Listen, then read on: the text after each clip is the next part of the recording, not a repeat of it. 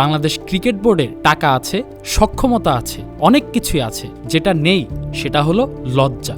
যদি লজ্জা থাকতো তাহলে এই বোর্ড এতদিন এভাবে থাকতো না।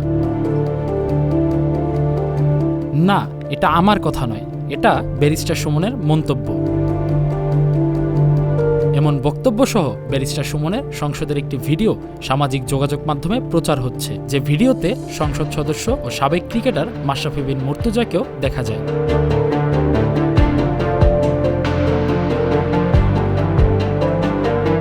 ফ্যাক্টচেক থেকে দেখা যায় ভিডিওটি সংসদ অধিবেশনের হলেও ব্যারিস্টার সুমনের বক্তব্যটি সংসদের নয়। তার এই বক্তব্যটি ছিল খেলাযোগকে দেয়া একটি সাক্ষাৎকারের।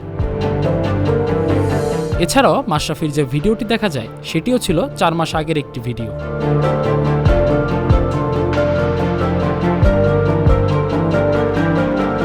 ব্যারিস্টার সুমনের এই বক্তব্যের অডিও তার সংসদে দেওয়া ভিন্ন ঘটনা বক্তব্যের ভিডিওর দৃশ্যের সাথে জুড়ে দিয়ে এবং মাশরাফির ভিন্ন ঘটনা সংসদে বক্তব্যের একটি ভিডিও ফুটেজ যুক্ত করে ব্যারিস্টার সুমন সংসদে বাংলাদেশ ক্রিকেট বোর্ডকে নিয়ে সমালোচনা করছেন দাবিতে প্রচার করা হয়েছে।